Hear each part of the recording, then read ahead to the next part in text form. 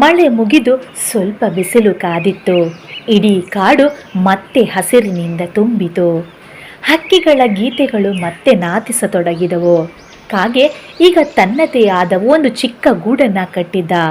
ಅದು ಒಂದು ಗಿಡದ ಮೇಲಿದ್ರು ಕಾಗೆಗೆ ಇದು ತನ್ನ ಪರಿಶ್ರಮದ ಫಲ.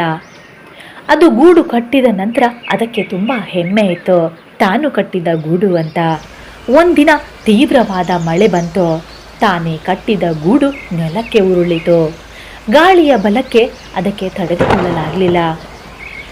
ಮಳೆ, ಗಾಳಿ, ತಣ್ಣನೆಯ ಹವಾಮಾನ ಇವೆಲ್ಲ ಕಾಗೆಗೆ ಸಹಿಸಿಕೊಳ್ಳಲಾಗದಷ್ಟು ಕಷ್ಟವಾಯಿತು.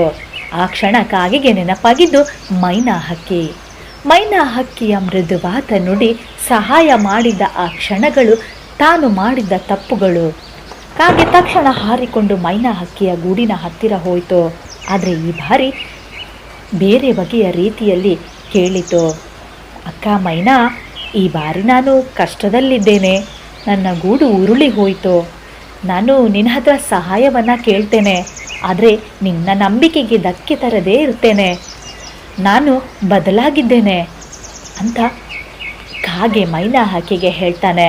ಮೈನಾ ಹಕ್ಕಿ ನಗ್ತಾ ಕಾಗೆನೆ ನೋಡ್ತಾಳೆ. ನಂತರ ಹೇಳ್ತಾಳೆ, ಈ ಬಾರಿ ನೀನು ಬದಲಾಗಿದ್ದೀಯಾ ಅಂತ ನನಗೆ ನಂಬಿಕೆ ಇದೆ. ಬಾ, ಈ ರಾತ್ರಿ ನಮ್ಮ ಜೊತೆನೇ ಇರು. ನಾಳೆಯಿಂದ ನಿನಗೆ ಒಂದು ಹೊಸ ಗೂಡನ್ನು ಕಟ್ಟಲು ನಾನೇ ಸಹಾಯವನ್ನು ಮಾಡ್ತೇನೆ ಅಂತ ಹೇಳ್ತಾಳೆ. ಆ ರಾತ್ರಿ ಮಳೆ ಸುರಿತಲೇ ಇತ್ತು.